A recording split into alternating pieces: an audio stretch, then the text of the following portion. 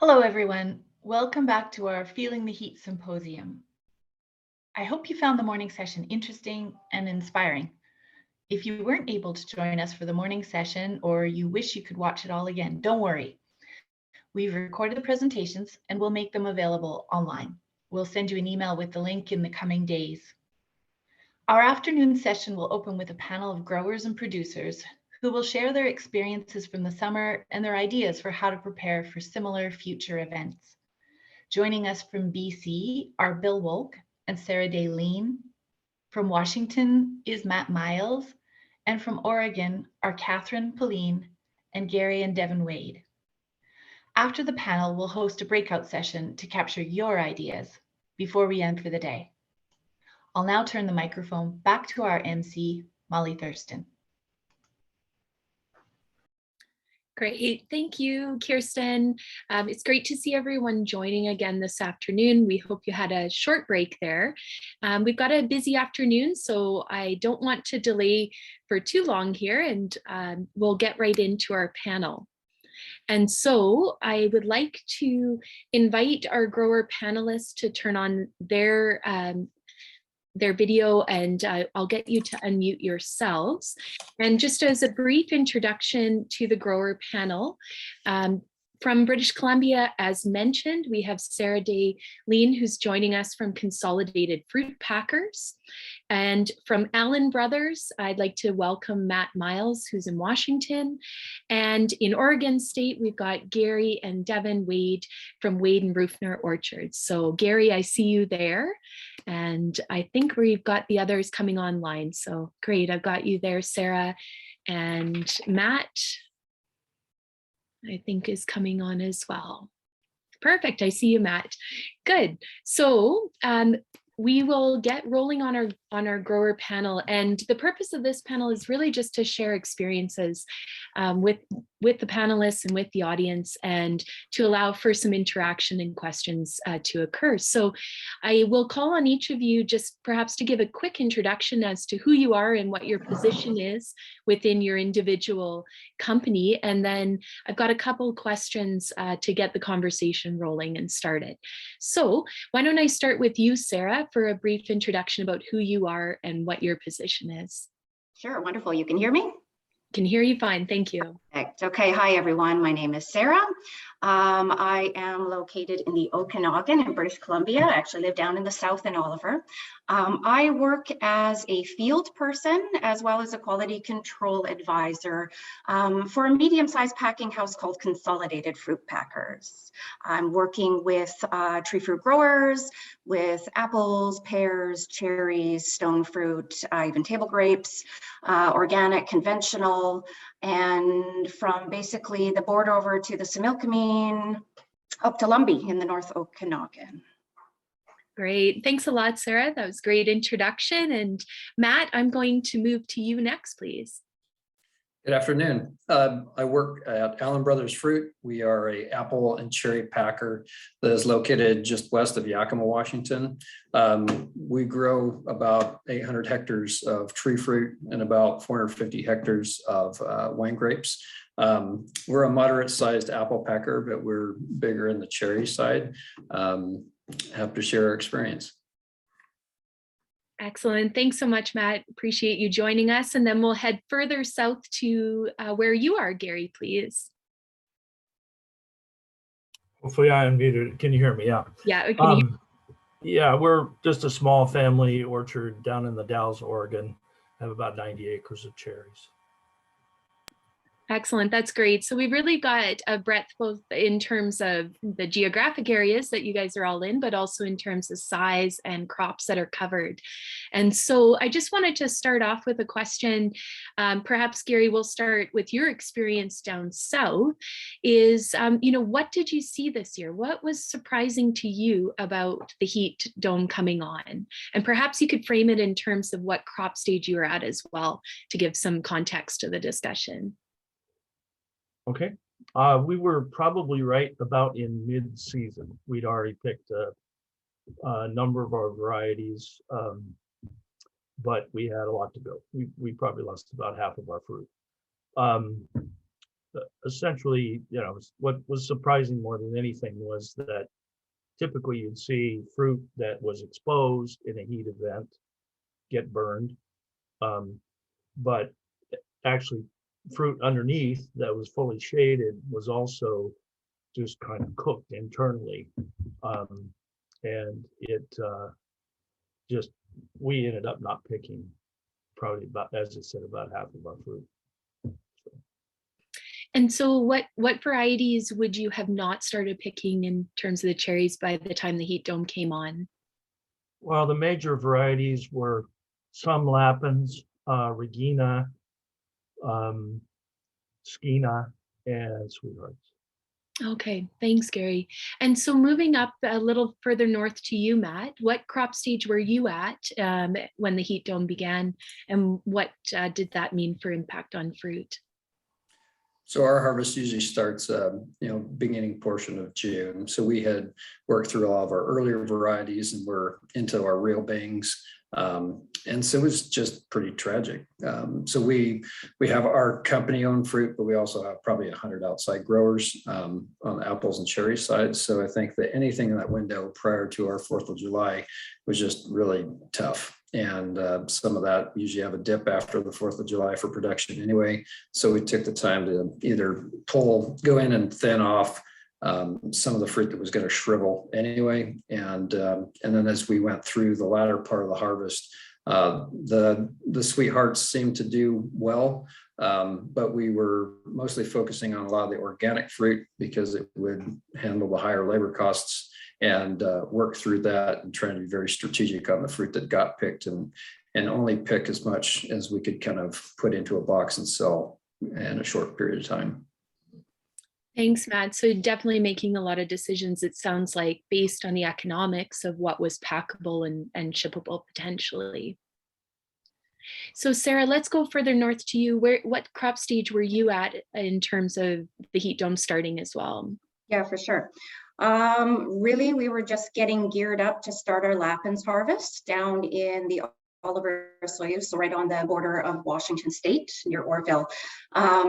We have a lot of Lapins up here. We grow quite a bit. We were also moving into some of our Tieton, some of our early varieties more in the northern portion of the Okanagan.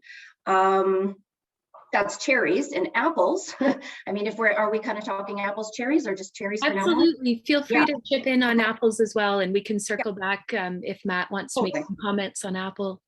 Yeah, for sure. I mean, apples, we were kind of at that fruit thinning time at that point, like fruitlet thinning time. And yeah, so we were kind of watching the fruit frying on the tree. What surprised me, the whole thing, it was pretty wild because we were in real time in the middle of harvest. There's myself and my colleague Chris, and we were running around boots on the ground trying to support our growers in assessing something that we'd never seen to that extent, and really trying to support them in determining harvest decisions and whether we did and whether we didn't, as well as working, representing a packing house. Of course, this is our production. So it was a real juggle that required a lot of communication, lots of boots on the ground. There were many surprises. There was a lot of interesting things going on. We noticed that the sugar, the Brix was abnormally high. But what we noticed when we got to harvest was the feedback from the consumers was that the flavor wasn't right. They didn't taste good. And, that maybe the TA was too high. There was a sour taste to them in some cases. This was primarily on Lapins. So that was a challenge because the growers do ship to various packers, and some packers were asking them to hold, hoping that the TA would go down, that the flavor would balance out. But while you're going through a heat dome and the fruit is kind of cooking, it's real touch and go. So that was pretty wild. We have a lot of smaller growers here. So I think we realized we were not totally set up for night picking. It wasn't something we really had, a lot of acreage and big crews of temporary foreign labor. We were still very dependent on local and Eastern labor from Canada. And with COVID, we didn't have the labor. So it was just a cluster of a lot of interesting, surprising pieces.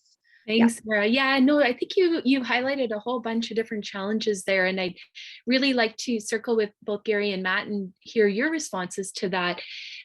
Gary, anything surprising in terms of what you saw happen with the fruit, sugars, flavors? Sarah mentioned titratable acids potentially being really high and causing those off flavors. Well, since we didn't really harvest anything after that heat event, we didn't really notice. I mean, I would say that overall, we just made the decision after we started, like the Regina looked all right underneath. Mm-hmm. But when we started cutting it open, there was brown spots in it, soft spots in it. It just really was questionable whether it was going to be worthwhile harvesting it, and the prices had started to go down as well. So combination of all that, our decision was just not to harvest. So I think everything that we harvested up till then was pretty decent, but that was our experience.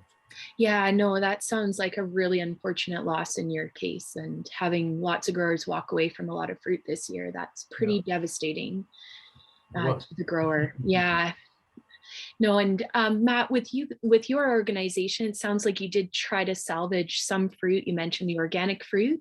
Any observations in terms of what that fruit quality looked like? I think as far as fruit quality goes, it wasn't too bad. I mean, of the fruit that was harvestable, making sure that we're meeting the mark that our sales desk has for us is really important. So making sure that its firmness was right, and that all that was really what we're trying to shoot for. The other, I guess, thinking through all the stuff that Sarah was talking about, we had the Schneider, we were fortunate, maybe, I don't know, to have the Schneider Creek fire that was just 20 or 30 miles away from us. So 40,000 hectare fire. So we had the smoke to deal with, and it would funnel down the valleys right to us. So some of our temperatures were higher, but maybe the intensity of the sun wasn't quite as bad for some of our more local ranches closer to the warehouse. But then you have the smoke to deal with. And so we had a similar type of discussion about the heat related at a WSU fruit school in January. And I mean, the people, all of our folks that were working together to try to get the harvest off is really the big focus. So all of our folks are out of the orchard by 89 Fahrenheit, 32 C, making sure that they're not heat stressed. So we had to do some things with starting earlier. So this was a year where we bought a bunch of headlamps, and we've tried it in small scale in years before, but just to be able to get the harvestable hours out. Plus there was benefits, I think, because as much it was going to cool in the night, we would pick it and the fruit quality was firmer. And just checked with our safety folks, we never had any injuries going through that. So it was not a full scale operation, and we're not harvesting off of platforms for that. But you kind of work it out and see how it goes. And that for us was fairly successful. Great. No, I'm glad to hear that. I've, participated in night harvest in the past with other crews, and it's definitely a different type of organization and keeping account for everybody and their safety. And I'm glad to hear that it went off fairly well for you as well in your first attempt at it. Gary, I just want to circle back to you in terms of having potentially left a lot of fruit on the trees. How did you end up managing that afterwards? We pretty much left it hang. We didn't really go back in from, and spray anything or tried to get it off the tree.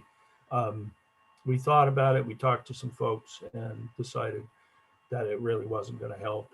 And I have heard that, the spotted wing probably, that was probably one of my major concerns, was leaving it hang. And yet I heard that, most of that fruit was so shriveled up that haven't seen spotted wing populations, really increase. Plus that heat really kept them down anyway. But I'm not sure what physiologically it did to the trees. Everything's looking fairly good right now, so we'll see once they start blooming popping out. But Yeah, no, that's a great question. And I do hope if some of our physiologists stuck with us that maybe they'll chime in on some of that, because I think we've been asking ourselves a similar question: what happens now with fruit left behind and what are the risks? Sarah, you obviously walked away from some fruit as well, left it behind. How did you end up managing that portion of the season for your growers? Yeah, for sure. There wasn't too much that we walked away from. And honestly, if we had to walk away, in some cases, it was the whole tree was collapsing. Like there were blocks, especially ones on Gisela in coarse soil. They just didn't seem to manage quite as well being shallow rooted. We continued with our sprays as well. For a period of time until any surrounding blocks that were still harvested were safe and protected, and then we backed off. We did have late season mildew show up, unfortunately, because we were irrigating so much. The humidity in the orchard was pretty high. So we had suggested a later season summer oil for that. But that's kind of, that was kind of it. I definitely, being out there in the field right now, there are blocks that have mummies hanging on them. There's a lot of fruit out there, and we're telling the growers to do their best, as they're pruning, to try to take them off for disease control. Great, thanks, Sarah.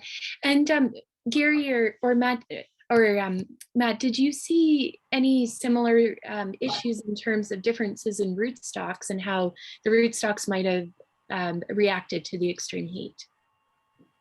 So I'll admit to you, my background has been mostly on the warehouse side. Over the last couple of years, I've been getting out more, so I'm not sure. Gary would probably have a better insight than I would. definitely. I think, yeah, with some of our blocks, we have like one mature block of lapins on Mazard, and they're very vigorous trees and fairly high density for a Mazard block like that. It's 12 by 17, but they're well covered, and the fruit came out fine. Even we picked, I think, a couple days into the heat, and it still was fine. It also didn't show the stress that the other trees showed. Both Crimps and Gisela just didn't seem to hold up anywhere near as well. Yeah, thanks for sharing that, Gary. I certainly would say, I saw that, and I think, Sarah, you were echoing that as well, that some pretty extreme wilting, burning, other effects on some of the dwarfing rootstocks as compared to the Mazards, which were pretty pretty vigorous and definitely had a good cover. So no, that sounds good. And I should have mentioned here that there is no Q&A box. So Ross, I saw your comment here that you're more than welcome to put questions for the panelists into the chat, and I will bring those up as well. And Ross Courtney listed a question here about whether any entomologists were listening. Was the fruit so shriveled that even SWD didn't want a part of it? And so, Sarah, you've responded there. I'll let you maybe even just give a verbal response to that too, please. Yeah, anecdotally, I noticed there was very low levels of SWD last year in the porch samples that we were doing. We were not seeing it at all. So I wasn't doing a ton of trapping. Molly, you were doing a bit of trapping, but I know even the info that we were sharing amongst each other, it was low level. Yeah. For sure. Yeah, my trap lines had really low populations this year, which is a blessing given how many other, chaotic events we had occurring, but that might be very different in other areas. So great question, Ross. Feel free to add other questions in there. I see ones just come in about, is there any trouble with return bloom that you can see at this point? And I'll throw that out there in terms of, perhaps you've been looking at some buds and have some observations around what you're seeing for buds. Gary, should we start with you on that? I've seen some data that shows there was a fair amount of damage from that recent cold spell, but in certain areas, especially in the Upper Hood River Valley. Okay. But I have not seen anything at this point. We'll see if on doubling, as Matt said, if they had that heat event early, which we did here, it was pretty warm in the early heat, and then we had the other heat before differentiation. It's probably likely that, I hope it's likely that we have minimal doubling this year. Yeah, for sure. How about you, Matt? Any observations so far on health of the buds? Our bud analysis so far is looking really good. We are seeing, if I recall, maybe not as many triples in the cherry buds, but more doubles. So there may be some effect, but the split between vegetative and floral is looking okay. Okay, that's great. And Sarah, anything from your end? Yeah, I'm seeing a similar thing. I went out and did a little bit of cutting and looking, and I'm seeing very minimal damage right now. Once we have our contracts in, I'll be going out to some of my doubling blocks and taking a look and seeing what it looks like. That was also my concern, but I feel like differentiation probably occurred a little later for us, so it may not be such an issue. Kind of backing onto some of what Matt Whiting has talked about as well. So. Great. No, that sounds good. And I wondered if we would just for a couple minutes switch gears here in terms of apples. And I know, Gary, that might exclude you just a little bit from this conversation, but we generally were sort of in the fruitlets stages. Any feedback, Matt, from your end on what the effects were for apples throughout the season from there on in? So this will probably be a little bit of a biased perspective because a lot of our ranches are either covered, so we have covering and some overhead cooling with some Honeycrisp blocks as well. Our later varieties we do not cover, but everything looked pretty good. I would say from my perspective, the fruit taste and quality was really good this year for apples. And so far, we haven't had any of the issues with internals and such that we were worried about. The crop has been looking pretty good. There was some rough stuff up front. I'm not going to lie about that. And maybe we didn't get as much in the barn as we wanted to, but I think that was more typical. So far, I think we've done okay. The apples seem to go well. Oh, good. Thanks, Matt. That's good. And Sarah, from your perspective on apples? Yeah, apples, a lot of interesting stuff going on out there for sure. I think Gala was very challenging. Gala was very challenging in the field. It had very abnormal starch clearing. In some cases, it would show no starch clearing and just be splitting with no evident sunburn on it. So again, I mean, not to be chaotic, but lots of running around, trying to do boots on the ground, looking at every block, supporting growers in decision-making. Here in BC, Production Insurance did in real time step in and address it as well in terms of being able to cover the growers pre-harvest and post-harvest. So I was working with them on that as well. But I mean, ultimately, it's numbers, it's a business, and you've got to talk to your growers about, whether the cost is worth pulling some of this fruit off. I would say we lost half our Gala on the ground or split. Ambrosia continues to be extremely resilient and very impressive. Other than the fact that pressures definitely were a bit lower and we had to pivot on our export program a little bit and how we were going to store. Ambrosia did really well. We saw really early bitter pitch showing up in Macintosh, especially on larger standard trees. When you're seeing these defects in the orchards on the trees, it can be easy to that point that, you just know to leave them and they'll drop and you don't pick them. And so, I think, I can't remember who was talking, but they were saying, that ultimately then the packing house may not be so burdened with all this bad fruit. And we did see that with growers who were able to sort pick the best that they could. Of course, we did see sun scald post-harvest showing up, and we had to work with our line operators to ensure we were getting it out. But most of the damage and the heat related issues was in the orchard. We really had to deal with it there, making sound harvest decisions, supporting our growers in making good decisions, talking to our production facility on what to expect, where to move stuff, talking to our buyers and explaining as well what's going on here. There was a lot of exaggerated talk sometimes, and we got to really do some relationship building with their buyers too, to explain to them, yes, this is happening, but no, it's not a complete disaster. Thanks for that, Sarah. Yeah, it seems there's definitely a lot of managing of of this potential, the issues that we're seeing both in the orchard as well as at the pack house. So I think you gave a really good overview there.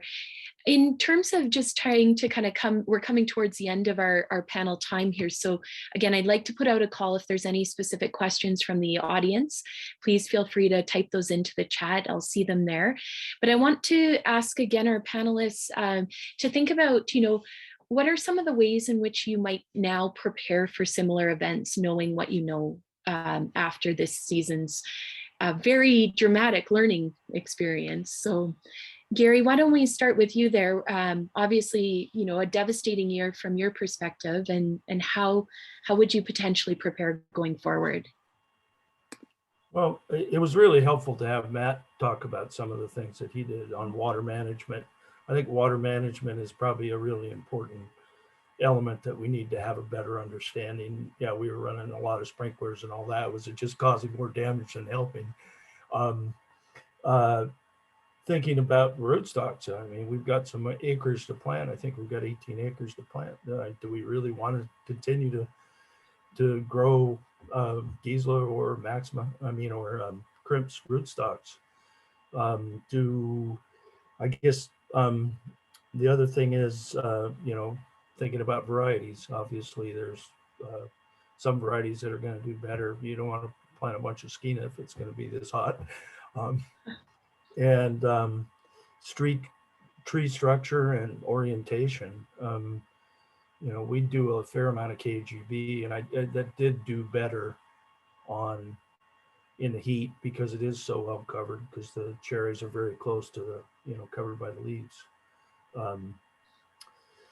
And so, we can't change the orientation of our blocks right now, but as we think about it in the future, I think we need to think about, okay, but with we had 118 degrees here, and it was like, I don't believe there was anything we could have done that would have actually salvaged our crop. Yeah, for sure. No, and I definitely hear you on those considerations about what do you do going forward with dwarf rootstocks, planting style. I'm having that same dilemma, a few acres to plant coming up this year, and how do you decide where to go from here, knowing that this could become a more frequent event. So thanks for sharing those ideas. I think we're all sort of thinking along the same lines. And Matt, where would you land in terms of management within your business going forward now, knowing what you know? I think that Gary summed it up well. Some of the stuff is just hard.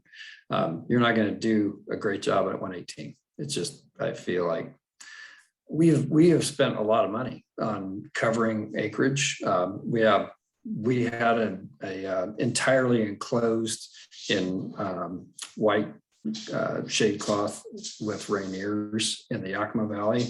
Lost the whole thing. So it sucks. It's just you're going to have to, everything that Gary talked about, you're just going to have to know what's going to last and what's not. And if there are particular times where you're going to have higher temps, then you're just going to have to know that as a risk. The other thing, I guess, I didn't catch all of Matt's presentation, but the water part is one of the things I really wanted to bring up. Things that we saw, we have some ranches in the Walluk Slope, and they have, there's a lot of sand and not a lot of clay. And so just watching the water was a really big deal, because you're putting so much on either overhead or otherwise that you think that you're getting the water depth where you want it in the roots. And you may not be. We have to drive a lot more water with drip. And that was a big lesson learned this year, is looking at the irrigation. Doesn't necessarily mean you have to have water probes. We have some that go down 32 inches. But one of our owners is a big fan of just getting a big drill bit on an impact gun and just drill a hole in the ground, take a look at what the soil is. So you really got to know what the water's like, because you can't make that better unless it's there.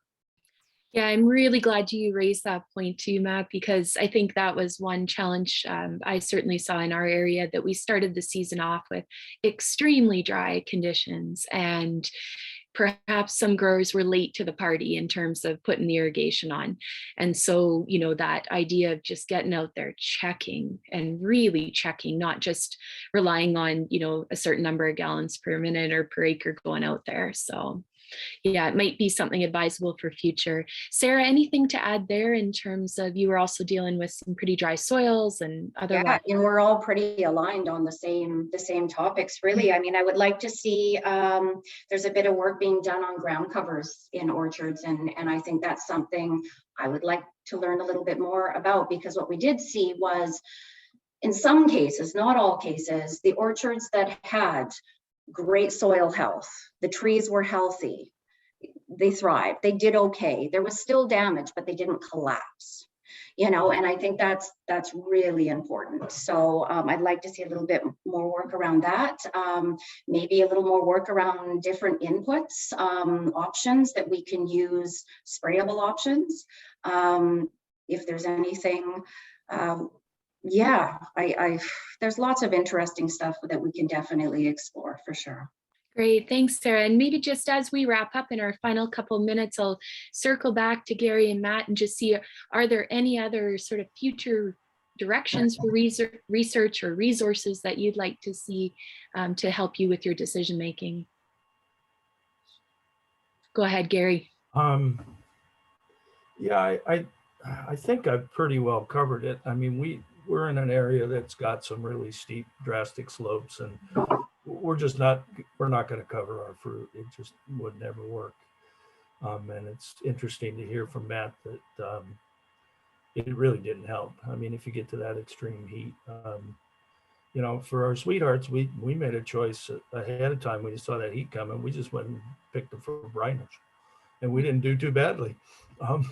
You know, it was a lot better than what people got later on, and so yeah, you just need to keep thinking about what are the different options that you might have and how you might manage it and how you might grow in the future. Great. Well, thank you, Gary. Appreciate those comments. And Matt, we'll wrap up with you for a few final comments as well. Sure. There's some work being funded for looking at return bloom with overhang netting. I think that's really interesting to see if what effect that may or may not have. Great. No, I appreciate that. And I want to thank all three of you for joining us. You know, I think there's some real similarities, even though you're very geographically distant from one another in what the experiences were. And it's interesting to hear the overlap, but also, you know, as all of you mentioned, depending on the size of your orchard, the types of crops that you're growing, you know, it's not a one size fits all solution. And so there's still quite a lot of work that has to be done for those individual orchard systems as well as microclimates. So appreciate the discussion. And for those participants in the audience, if you've got other questions, you can feel free to bring those up. And my hope is that Matt, Gary, and Sarah will have time to join us in the breakout rooms for some more discussion. But otherwise, just a huge thank you for taking time out today to join us. So giving you a virtual round of applause from all of us. Thanks, Molly.